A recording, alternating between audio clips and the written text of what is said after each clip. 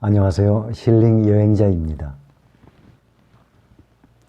오늘 주식을 좀 보겠습니다. 삼성전자 보니까 오늘 59,100원에 59,100원에 마감을 했네요. 어제 많이 떨어졌어요.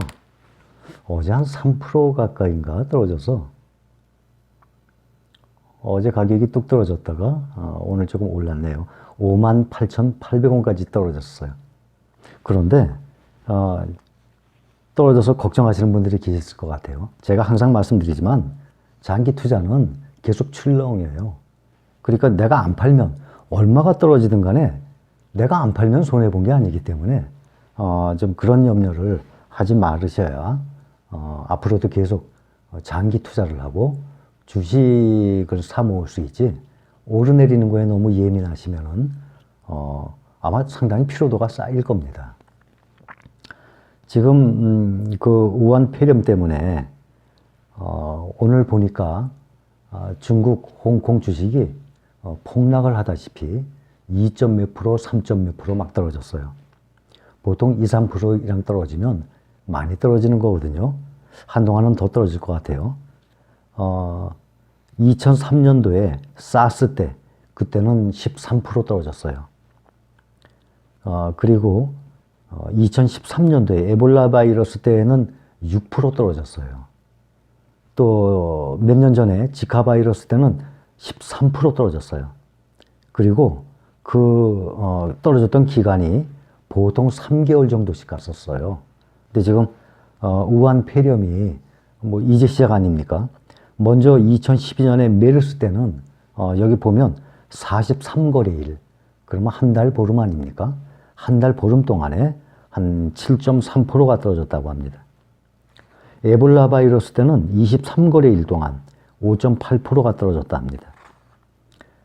가장 그 증시에 영향을 미쳤던 거는 조류 독감이라고, 그때는 2004년도 1월부터 8월까지인데 무려 140일간, 그러면 3, 55, 한 5개월 가까이 7% 내렸다고 합니다. 그러니까 5개월 동안 마음 졸였던 사람들이 꽤 많았을 거예요. 근데 장기 투자하게 되면 그 마음가짐을 새롭게 해야 될 겁니다. 지금 이러한 지금 수치는 스탠다드 앤 푸어스라고 있어요. 제가 어제 책을 읽어드렸을 때도 우진이라는 그 중국 컴퓨터 공학 박사가 사랑하는 딸들에게 스탠다드 앤 푸어스 500 지수 ETF를 사라고 권했지 않습니까? 또 워런 버핏도 얘기를 했고, 스탠다드 앤 푸어스는 무디스하고 영국의 피치라는 그 회사하고 세계 3대 신용평가기관이에요. 아주 유명한 회사들입니다. 거기서 S&P 500이라는 지수를 가지고 활용을 합니다. S&P 500이라 그러면 거의 다 미국 주식인데 500대 기업들의 주식을 묶은 거죠. 우리나라 같은 경우는 코스피 200 그렇게 나가잖아요. 그런 식으로. 거기서 나왔던 자료들입니다. 그리고 폐렴 사태가 진정하게 되면 증시가 이제 다시 또 반등을 할 텐데, 여전히 IT주가 하이닉스나 또 이 컴퓨터 반도체 관련주죠, 시장을 주도할 것으로 예상이 된다고 합니다. 또 항상 우리나라도 IT주가 항상 주도를 해왔어요. 23일하고 28일 어제하고 개인이 가장 많이 사들인 종목 참고하세요. 이틀 동안 개인이 제일 많이 사들인 게 삼성전자였습니다. 그 다음 하이닉스, 그 다음 호텔신라, 이렇게 많이 사들였다고 합니다. 이게 오늘 나온 거니까 앞으로도 제가 그날 나온 거 중에 포인트는 제가 이렇게 설명을 좀 해드릴 테니까 경제나 이 증시에 여러분들 감각을 잡아 나가시는데 도움이 됐으면 합니다. 그리고 또 하나, 지난해 외화증권 결제 금액이 사상 최대를 기록했다고 합니다. 이 외화증권 결제 금액이 무슨 말인가 하면 외국 주식을 우리나라 사람들이 달러로 바꿔서 외국 주식을 샀다는 얘기예요. 그 결제 금액이 사상 최대를 기록했다고 합니다. 그러니까 우리나라 사람들이 외국 주식, 특히 가장 많이 사는 주식이 미국 주식이에요. 발전성이 있죠. 세계적으로 가장 안정적이고 그 회사 미국의 주식을 사는 금액이 점점 올라가고 있어요. 부진한 국내 증시와는 달리 미국 증시가 항상 호조를 보여요. 그래서 증권사들이 또 해외 주식 중개 서비스를 지금 확대했거든요. 그래서 예전에 비하면 해외 주식 사기가 쉬워요. 사는 방법 모르시면 여러분들이 거래하는 증권회사 있지 않습니까? 전화하면 거기서 아주 자세히 친절하게 잘 알려줘요. 그래서 다들 누구든지 처음부터 아는 사람이 어디 있겠습니까? 다 하나하나 배워서 하게 되죠. 외화 주식 가운데서 결제 금액 1위가 여러분들은 어디라고 생각합니까? 미국 주식 중에 우리나라 사람들이 제일 많이 산 주식. 아마존. 아마존 주식을 제일 많이 샀답니다. 그 다음에 마이크로소프트. 빌 게이츠의 마이크로소프트를 두 번째로 많이 샀고 그 다음에 알파벳 주식을 샀답니다. 근데 알파벳 그러면 모르는 분들이 많아요. 구글이죠? 유튜브 구글.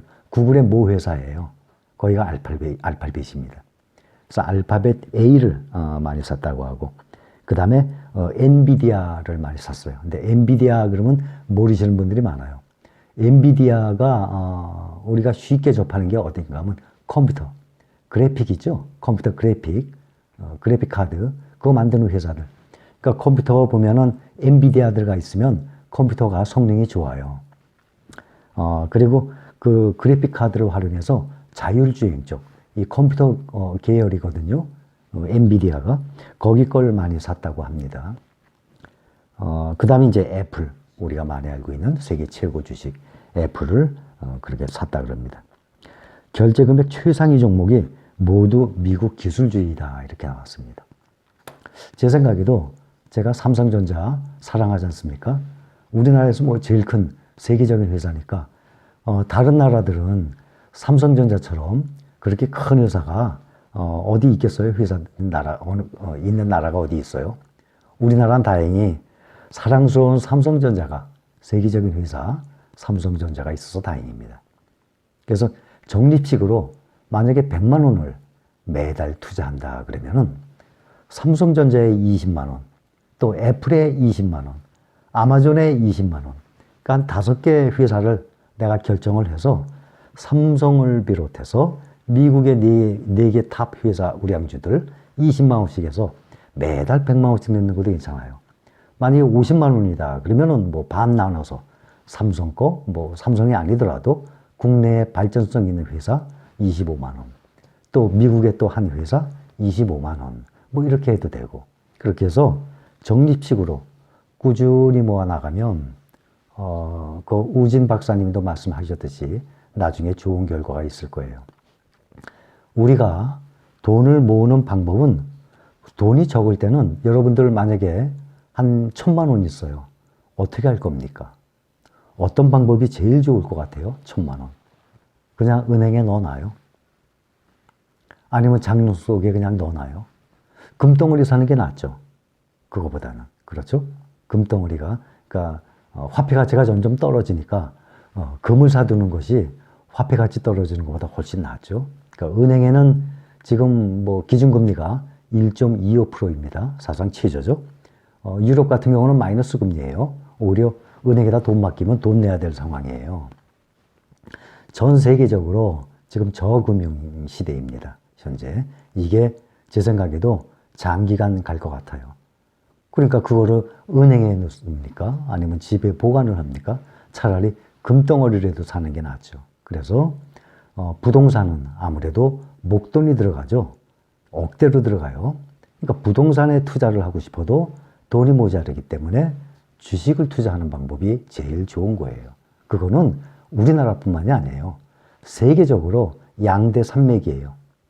자본을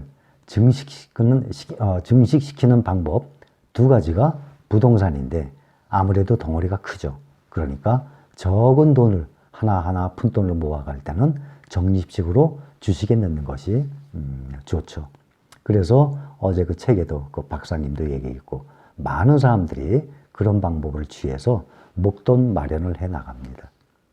또 거기에 또 배당금이 나와요. 미국 같은 경우는 배당금 무시 못해요. 상당히 많이 나옵니다. 그러니까 그것까지 계속 복리가 되게 되죠. 그렇게 해서 올라가게 되는 거예요. 그렇게 해서 자본 증식을 해 나가는 거지. 그렇지 않고 그거를 뭐 은행에다 넣어서는 쉽지가 않을 겁니다. 은행에 적금하면 요즘 뭐 얼마 나옵니까? 그거보다는 은행 적금 이자보다는 삼성전자 배당금이 훨씬 많죠. 거기다가 또 주가도 올라갈 거 아닙니까? 오늘 제가 주식에 대한 기본 포인트를 이렇게 설명을 드렸듯이 매일매일 이 뉴스들이 쏟아져 나옵니다. 이것도 오늘 나온 것 중에서도 제가 일부만 여러분들께 말씀드릴 것만 간단하게 모아서 말씀을 드린 겁니다. 앞으로도 특히 주식과 부동산, 그러니까 재산 증식의 양대산맥 아닙니까?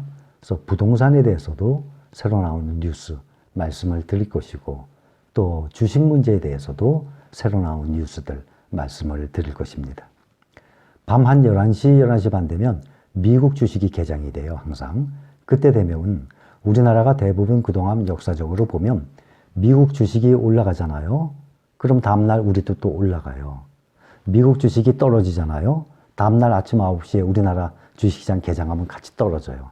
항상 그런 건 아니지만 보편적으로 보면 이 동조화되는 경우가 거의 많습니다. 그래서 내일 주식시장이 어떻게 될까 궁금하시잖아요. 그러면 그날 밤 11시, 11시 반 이후에 미국 증시를 한번 보시면은 해외 증시에. 해외 증시 그러면 미국, 일본, 중국, 뭐 독일, 영국, 프랑스 다 나옵니다. 그래서 다른 데는 참고로 보시고 미국 주식을 보면 쭉 올라가잖아요. 그럼 우리나라도 내일 올라가겠구나. 이렇게 예상을 해볼 만해요. 항상 그런 건 아니지만 그런 경우가 반 이상입니다. 오늘 주식 얘기는 여기까지만 하겠습니다. 힐링 여행자였습니다. 감사합니다.